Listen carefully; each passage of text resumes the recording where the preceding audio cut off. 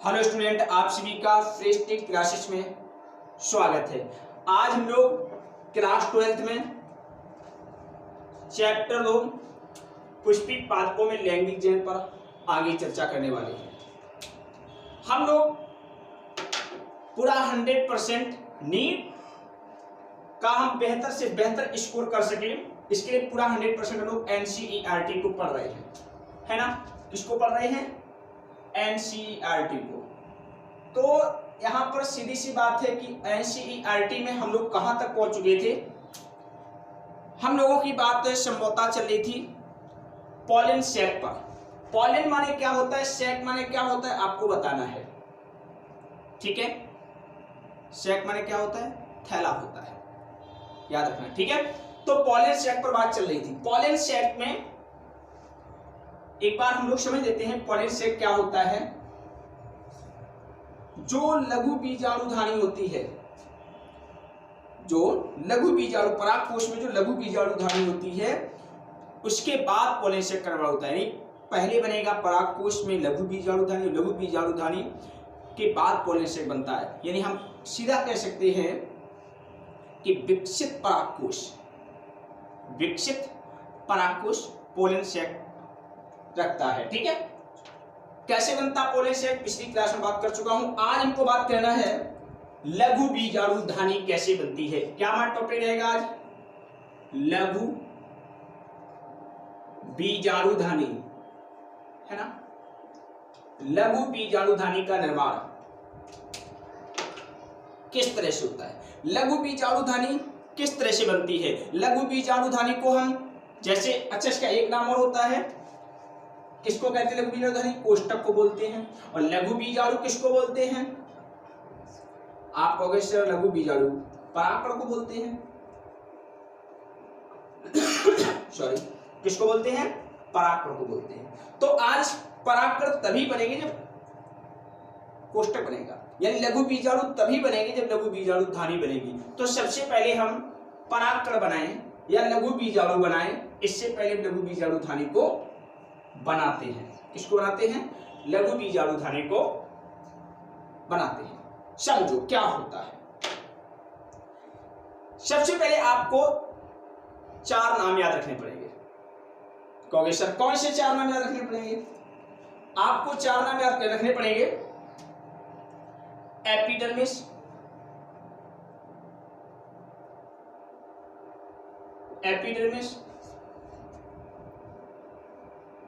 Endothecium, मध्य परत और tapetum, है ना। ये आपको नाम पता होने चाहिए, है ना। कौन कौन? एपिडर्मिस, एंडोथीसियम, मिडिल लेयर और टेपिटम, है ना, एपिडर्मिस, एंडोथीसियम, मध्य परत, टेपिटम। इसको इंग्लिश में हम लोग मिडिल लेयर भी बोलते हैं। क्या बोलते हैं?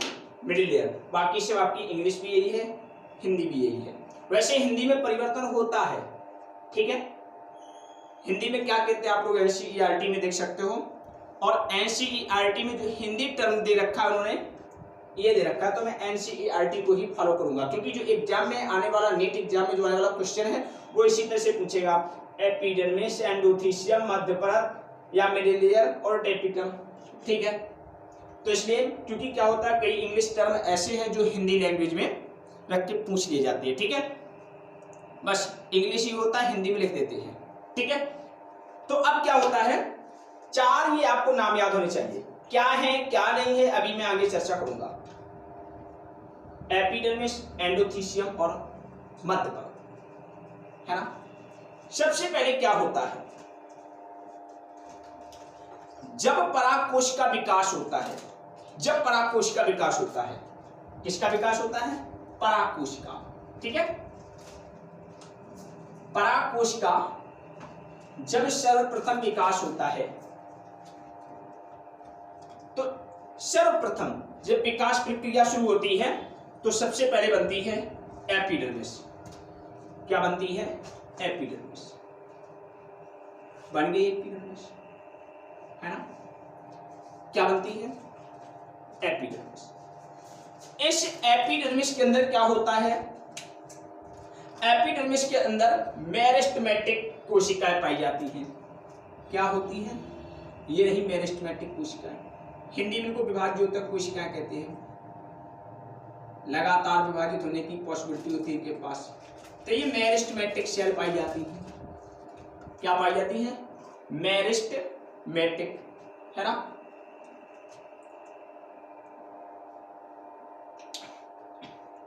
मेरिस्टेमेटिक सेल पाई जाती है। अब ये मेरिस्टेमेटिक सेल क्या करेंगे? मेरिस्टेमेटिक जो सेल होती है लगातार विभाजित होती रहती है ना? लगातार विभाजित होती रहती है। क्या बनती है? मेरिस्टेमेटिक।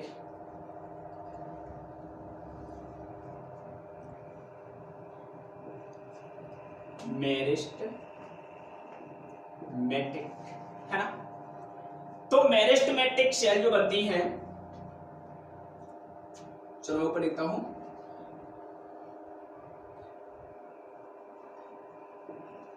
मेरिस्टेमेटिक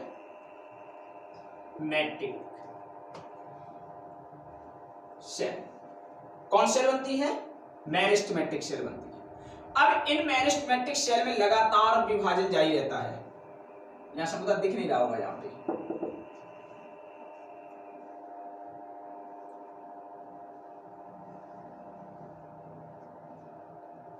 क्या कहते हैं? Meristematic cell. तो मेरिस्टेमेटिक सेल लगातार विभाजन जारी रहता है। अब जब इस मेरिस्टेमेटिक सेल में लगातार विभाजन जारी रहता है तो क्या होता है? अच्छा तो सीधी सी बात है, एक बात मैं आपसे पूछ रहा हूं, जैसे एक ये संरचना है, सपोज दैट, है ना? और इसके अंदर कोई एक कोशिका है या कोई एक वस्तु है, उसका नंबर लगातार बढ़ता रहे, है ना? इस तरह से नंबर बढ़ता रहे लगातार, तो क्या होगा? आप कहोगे सर जब लगातार नंबर बढ़ रहा है तो इसका आकार भी बढ़ना चाहिए। सेल बायोलॉजी पढ़ रहे होगे आप लोग सब होगा, वहां पे बताया जाता है, ठीक है, याद रखना। तो जब लगातार नंबर बढ़ेगा तो उसके आकार में परिवर्तन आएगा। तो इसमें क्या होता है सॉरी, क्या होता है? जब मेरिस्टेमेटिक सेल लगातार विभाजित होती है तो मेरिस्टेमेटिक सेल के लगातार विभाजित होने से इसका आकार बदल जाता है। और ये कैसी होता है? मेरिस्टेमेटिक सेल के कारण जो आपकी एपिडर्मिस है वो हो जाती है वर्गाकार। कैसी हो जाती है? वर्गाकार, है ना? कैसी होती है? वर्गाकार। वैसे डायग्राम आपको इस तरह से याद रखना चाहिए, क्योंकि आप लोग मेडिकल पढ़ रहे हो, तो मेडिकल में क्या है, मेडिकल में गलती नहीं होनी चाहिए। डायग्राम वैसे कुछ इस तरह से होना चाहिए।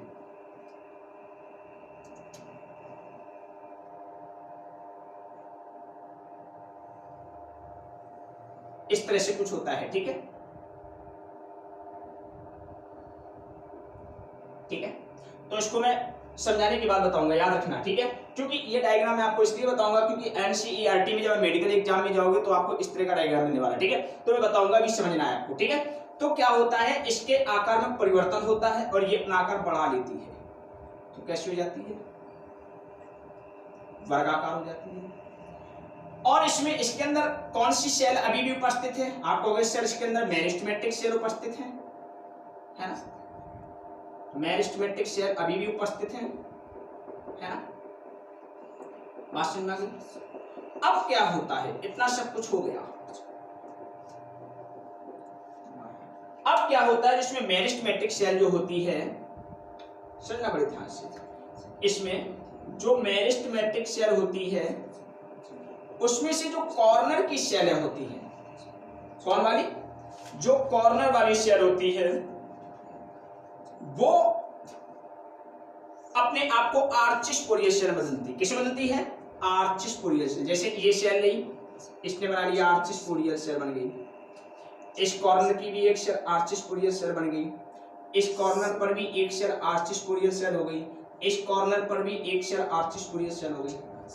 है ना, समझना। तो आर्चिस्पोरियल सेल को कौन सेल का ही रूप है, कौन सेल अपने आप को आर्चिस्पोरियल सेल बदलती है? आप कहोगे सर मेरिस्टेमेटिक सेल ही आर्चिस्पोरियल सेल बनाती है। क्या बनाती है? आर्चिस्पोरियल। लिख देता हूं यहां पर,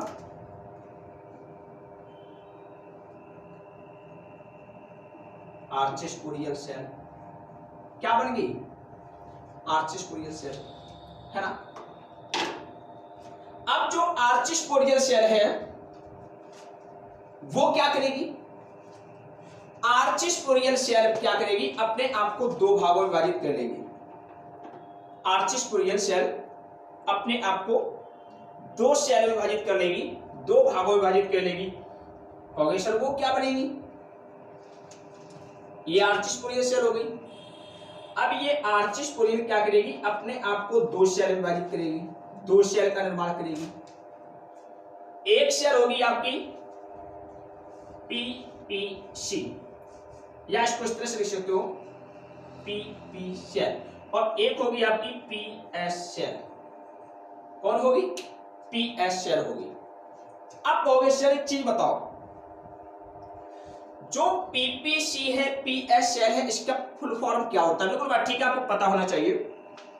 इसको बोलते हैं प्राइमरी पेरिएंटल सेल। क्या बोलते हैं? Primary parietal cell.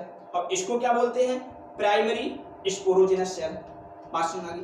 तो यहां पर अब जो प्राइमरी पेरिएंटल सेल है, सुनना बड़ी बात ध्यान से, ठीक है। अब जो प्राइमरी पेरिएंटल सेल है किससे बन रही है? आर्चिस्पोरियल से। आर्चिस्पोरियल सेल किससे बन रही है? मेरिस्टेमेटिक सेल से, है ना। तो शुरुआत किस सेल से हो रही है? मेरिस्टेमेटिक सेल से हो रही है। और ये सबसे बाहरी परत क्या है? आप कहोगे सर सबसे बाहरी परत तुमको पता है क्या है? एपिडर्मिस। क्या है? एपिडर्मिस, है ना। चलो चलो पढ़ते हुए बताएगा, ठीक है। ये बाहरी परत क्या है? एपिडर्मिस है ना। कोई डाउट? अब इसमें से क्या होगा? जो आपकी आर्चिस्पोरियल सेल है, आर्चिस्पोरियल सेल है, ये क्या करती है? दो सेल को बनाती है, पीपी सेल, पीएस सेल। अब पीपी सेल क्या करेगी? तीन परतों का निर्माण करेगी।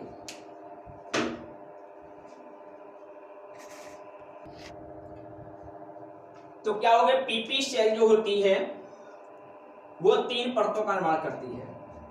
सबसे पहले बनाएगी एंडो, चलो मैं हिंदी में ही लिख देता हूं, एंडोथीसियम, है ना। दूसरी बनाएगी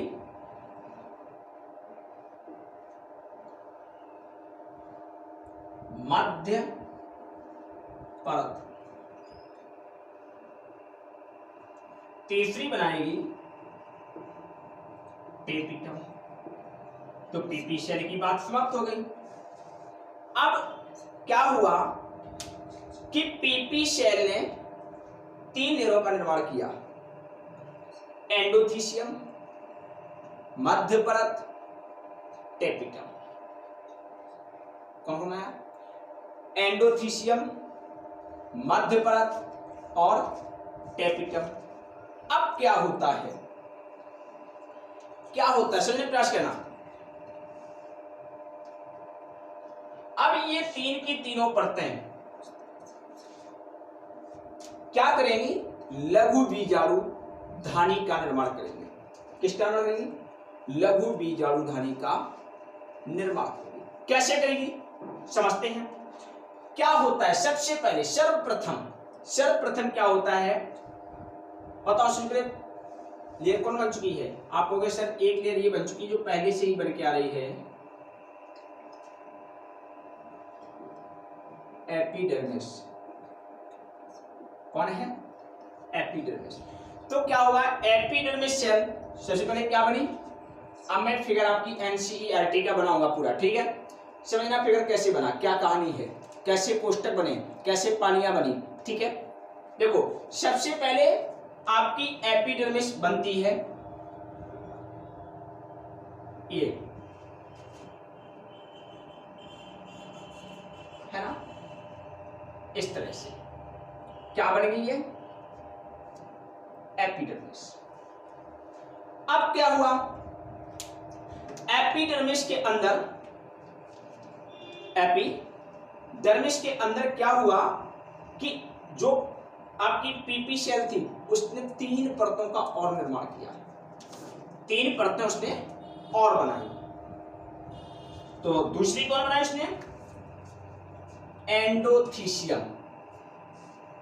बना ली, एंडोथीसियम उसने क्या बनाई, एंडोथीसियम।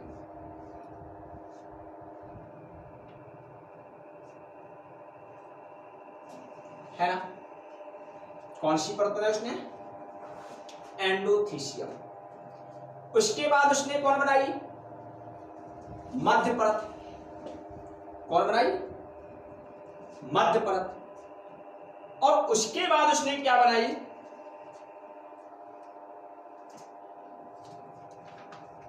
टेपिटम। तो टेपिटम एक ये बनाई, टेपिटम एक ये बनाई, एक जगह यहां पर टेपिटम बनी और यहां पर टेपिटम बनी। क्या बन रही है ये, टेपिटम। है ना, अब समझना पड़े ध्यान से।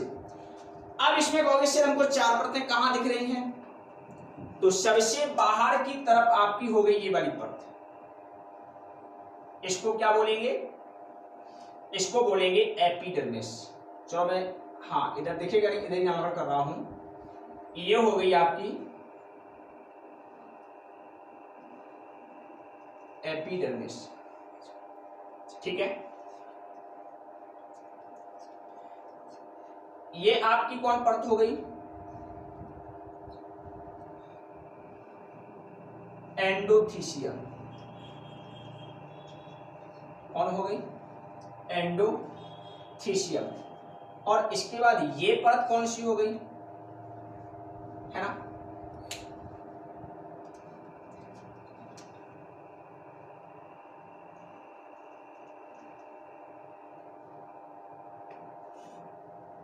ये परत।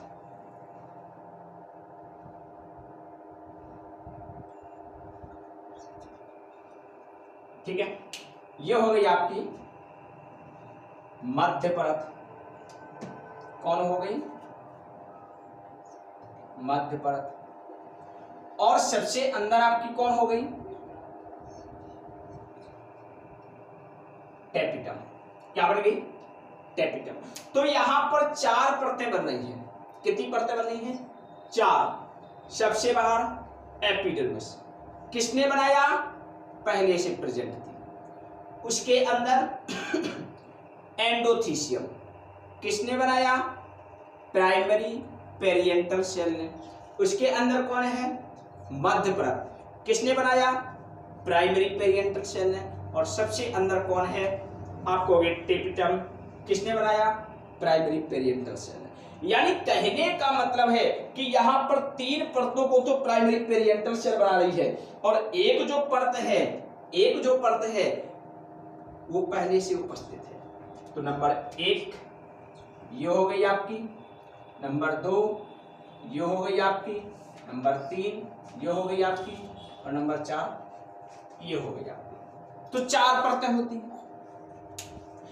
अब जो आप देख रहे हो, ये जो संरचना बनकर तैयार हुई, इसको क्या कहा जाएगा, इसको कहा जाएगा लघु बीजाणुधानी। लघु बीजाणुधानी। क्या कहा गया, लघु बीजाणुधानी। अब समझो, यहां पे समझ में आ गया पूरा। अब देखते हैं एनसीईआरटी क्या कहती है। ठीक है, हम लोग एनसीईआरटी को थोड़ा समझ लेते हैं। क्या है एनसीईआरटी में, क्या लिखा है, जो पढ़ा वही लिखा कि नहीं लिखा है। देखो क्या है एनसीईआरटी में, है ना, आप लोग बुक रखिए।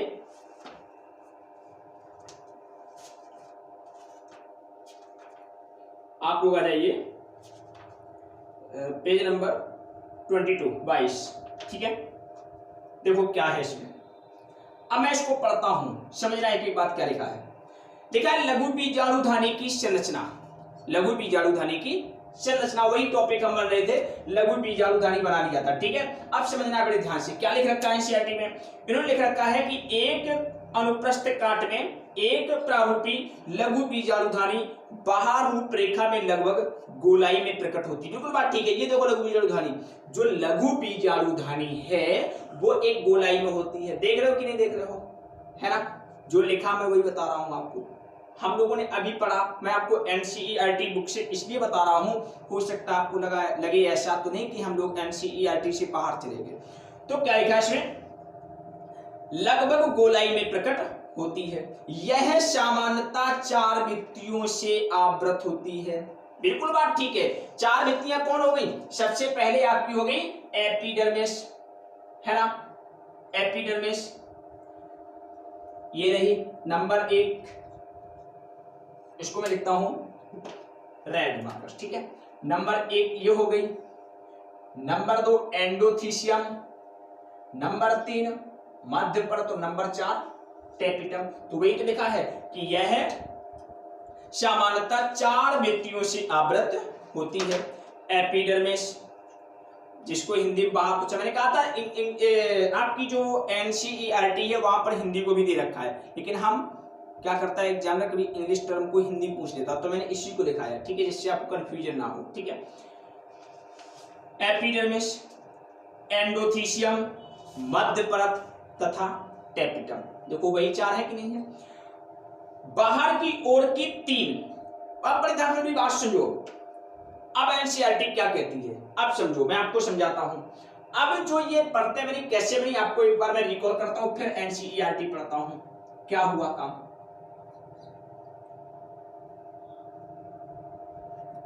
समझो यहां पे क्या हुआ, यहां पर जो ये है लघु बीजाणु ध्वनि, क्या है ये,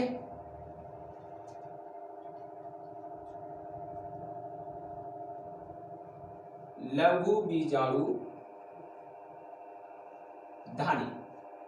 इसमें क्या हुआ, समझने प्रयास करना बड़े ध्यान से। आप कहोगे सर लघु बीजाणु ध्वनि में 3 परतें हैं, सॉरी 4 परतें हैं, लघु बीजाणु ध्वनि में कितनी परतें हैं, कहोगे 4। नंबर 1 कौन हो गई, एपिडर्मिस, नंबर 2 कौन हो गई, एंडोथीसियम, नंबर 3 कौन हो गई, नंबर 2 एंडोथीसियम, नंबर 3 कौन हो गई, मध्य परत, और नंबर 4 हो गई आपकी टेपिटम। अब क्या होता है, जो आपकी 4 परतें हैं, 4 परतों में सबसे बाहर की 3 परतें होती है, सबसे बाहर की जो 3 परतें होती है। देखो एक बात सीधी सी है कि यदि ईश्वर ने किसी का निर्माण किया है, ईश्वर ने यदि किसी का निर्माण किया है तो उसकी किसी ना किसी कार्य में भूमिका होगी, होगी कि नहीं होगी, है ना। ऐसे अनाकर थोड़ी किसी का निर्माण किया गया है, उसके पीछे कोई ना कोई उसका योगदान रहा होगा, उस जगह पर उसकी कोई ना कोई भूमिका है, और उसकी भूमिका है तो उसकी भूमिका क्या है ये पता होना चाहिए, क्या है उसकी भूमिका। देखो यहां पे जो 4 परतें बनाई गई हैं,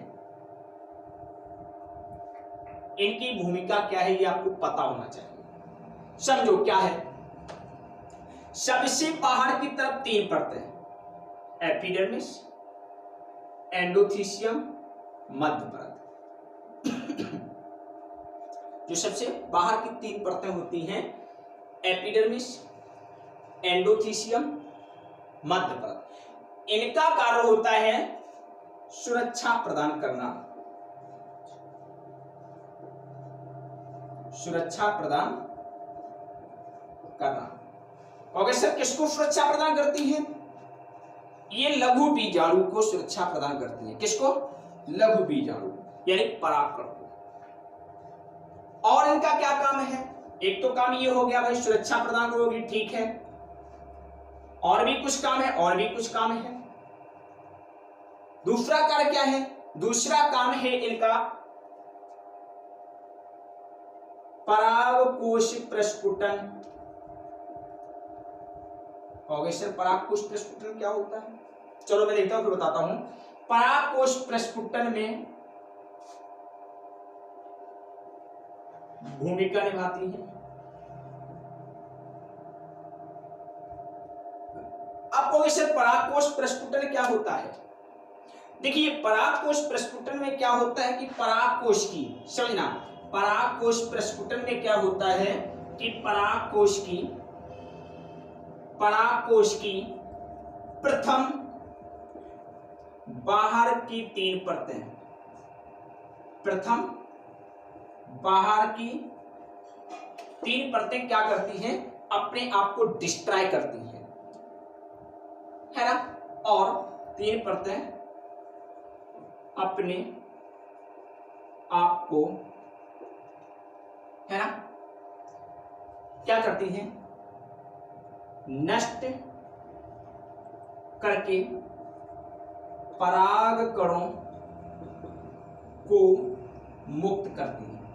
करती कि नहीं करती? मुक्त करती है। क्या करती है? मुक्त करती है। यानी परागकोश की प्रथम बाहर की 3 परतें अपने आप को नष्ट करके पराग कणों को मुक्त करती हैं। ये काम किसका हो गया? ये काम हो गया एपिडर्मिस, एंडोथीसियम, मध्यपर्दा। और इस घटना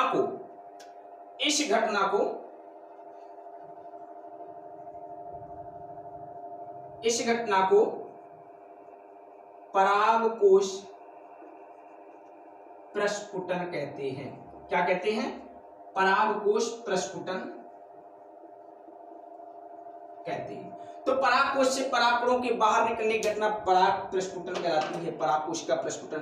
तो इनका 2 कार्य हो गए इनके, एक तो संरक्षण प्रदान करना और दूसरा परागकोश का प्रस्फुटन करना। अब क्वेश्चन टेपिटम क्या करती है? आपने टेपिटम के विषय में तो कुछ बताया ही नहीं, है ना। टेपिटम तो भी खाली है। टेपिटम क्या करती है? टेपिटम क्या नहीं करती है? बिल्कुल बात ठीक है। क्या करेगी टेपिटम? समझो टेपिटम को, देखते टेपिटम की क्या भूमिका होगी। ये तो आपको 3 परतों की कहानी पता चल गई।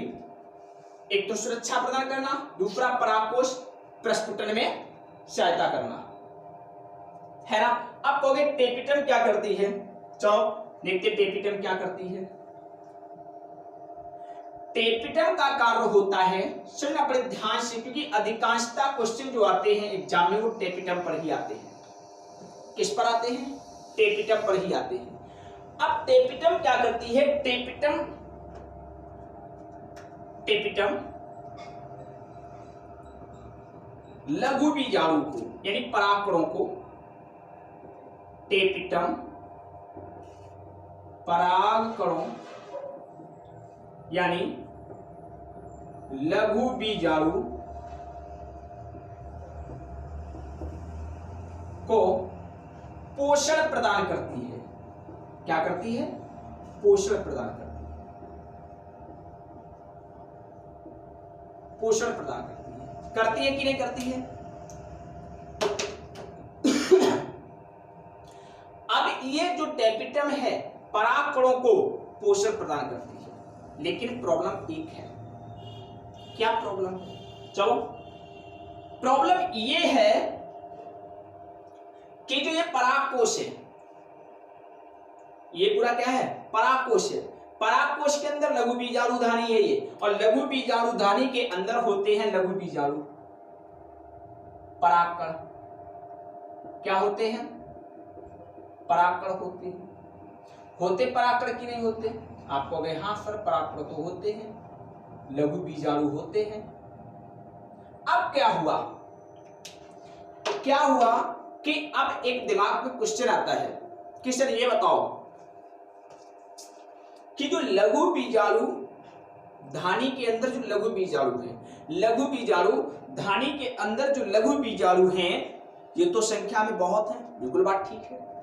अपने आप से क्वेश्चन किया करो, कहोगे सर ये तो संख्या में बहुत है।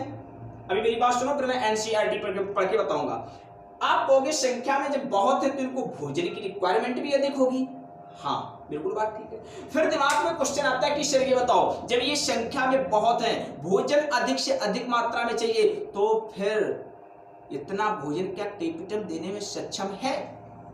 हाँ, मैंने कहा हाँ सक्षम है। आप कहोगे फिर से आप कंफ्यूजन, क्या कंफ्यूजन कि एक टेपिटम इतने परागकणों को यानी लघु बीजाणुओं को भोजन देती कैसे है अकेले?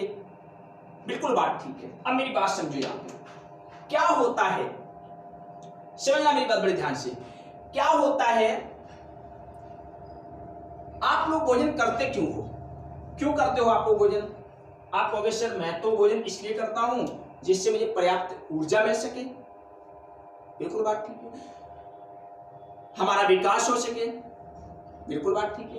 तो क्या होता है कि जब आप अपने घर में होते हो, जैसे आपके घर में 4 या 5 लोग होते हैं, संभवतः 4 या 5 लोगों का एक परिवार होता है ना? साधारण परिवार जो होता है, आप लोग बायोलॉजी पढ़ते हो, जनसंख्या नियंत्रण भी जानते हो, है ना?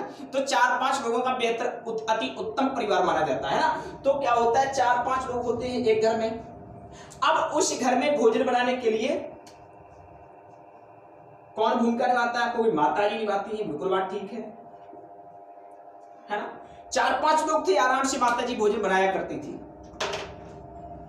कुछ दिन बाद क्या हुआ कि घर में शादी का समय आया, बड़े भाई की शादी है या बड़ी बहन की शादी है।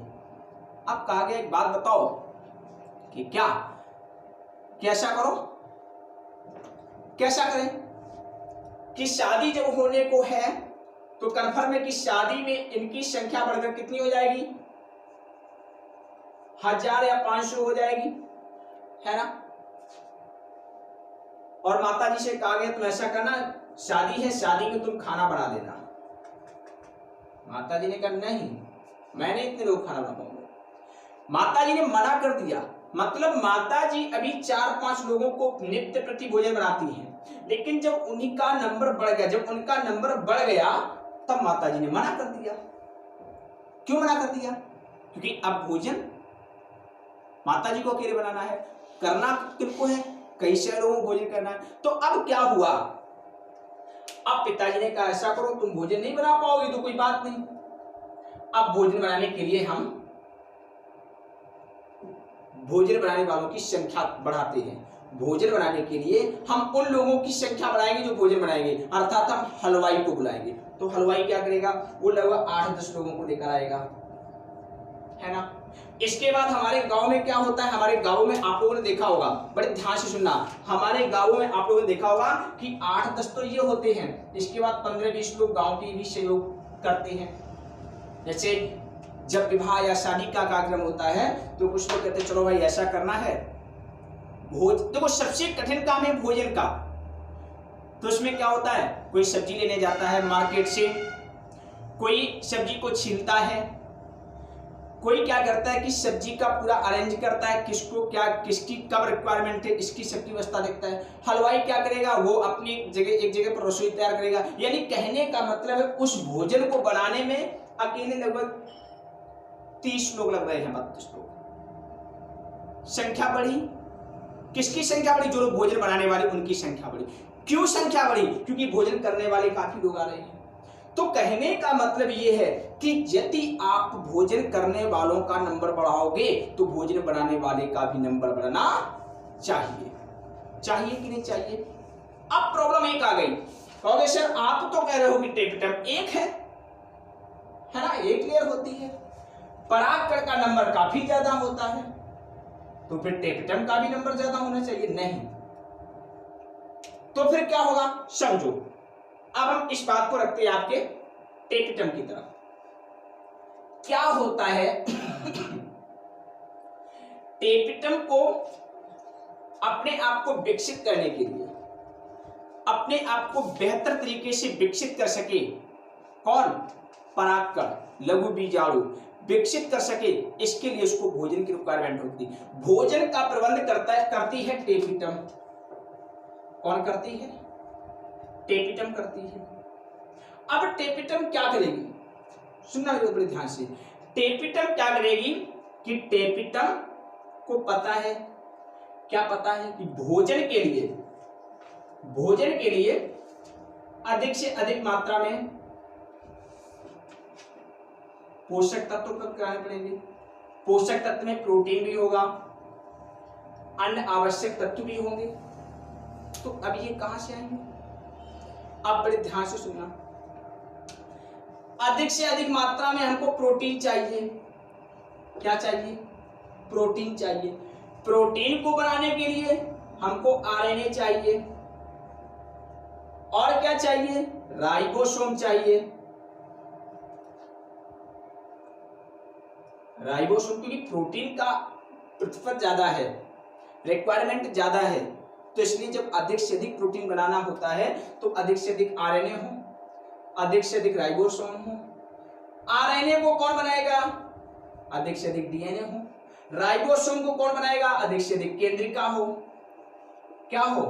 केंद्रिका हो। अब डीएनए कहां मिलेगा? केंद्रक में मिलेगा, तो केंद्रक का नंबर ज्यादा होना चाहिए। केंद्रिका किस में मिलेगी? केंद्रक में मिलेगी, है ना। तो कहने का मतलब है कि यदि मैं केंद्रक का नंबर बढ़ा दूं तो प्रोटीन का स्तर ऑटोमेटिक बढ़ जाएगा, है ना। यदि मैं केंद्रक का नंबर बढ़ा दूं तो प्रोटीन का स्तर ऑटोमेटिक बढ़ जाएगा, और प्रोटीन का स्तर बढ़ जाएगा अर्थात पोषक तत्वों का स्तर बढ़ जाएगा। पोषक तत्वों का स्तर बढ़ जाएगा, उनको पर्याप्त पोषक तत्व मिल जाएंगे। पर्याप्त पोषक तत्व मिल जाएंगे, वो लघु बीजाणु अपने आप को विकसित कर लेंगे। तो अब टेपिटम ने क्या किया? टेपिटम ने कहा देखो हमारा नंबर एक ही रहेगा, लेकिन हमारे अंदर केंद्रकों की संख्या बढ़ जाएगी, केंद्रकों की संख्या बढ़ जाएगी। तो याद रखना, टेपिटम में केंद्र काफी बड़ी मात्रा में होते हैं। क्यों होते हैं? आप लोगों को पूरा कॉन्सेप्ट मिलेगा। देखो क्या लिखा है एनसीईआरटी में,